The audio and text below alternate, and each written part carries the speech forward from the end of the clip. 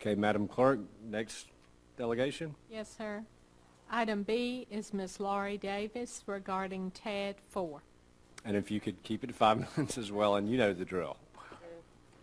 Commissioners, the efforts to remove downtown from the failed tax allocation District 1 and create a new tax allocation District 4 seems to me to be compounding the damage already done by the previous mistakes made by our city's administration. When the map for the new TAD 4 was presented this time last year, you were not told that TAD 1, from which it was extracted, had failed. TAD 1 took up nearly all of the maximum allotted 10% of the taxable tracts in the city digest. You were also not told that recreating a new downtown TAD 4 would reset the designated valuation base to current values, which would produce positive tax increments, thus bailing out TAD 1.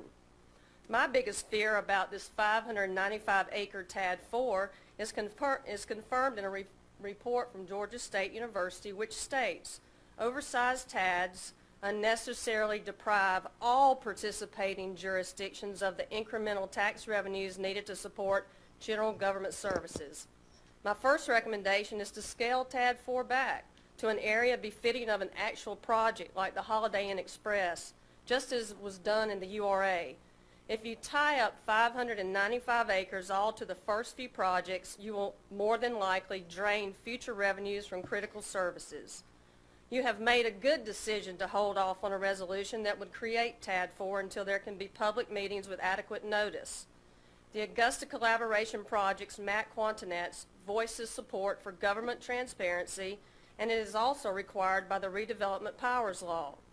After personally witnessing the controversies associated with the Laney Walker overlay, I would encourage you to make it a city ordinance to require that those who are affected are given 2 weeks advance notice of any action that might affect their property rights. The plan that you have in your possession today says TADs offer a flexible alternative to financing economic development without the need to use general funds, local option sales taxes, or SPLOST revenues to raise taxes. After TAD 1 failed to produce tax increments, it was amended to include local option sales taxes. My third recommendation is to delete any reference to the use of lost funds from the TAD resolution.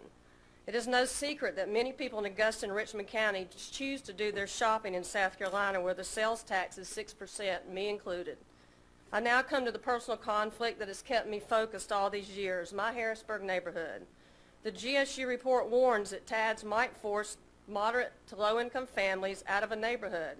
Where my properties continue to rise, business development would be exempt from taxation.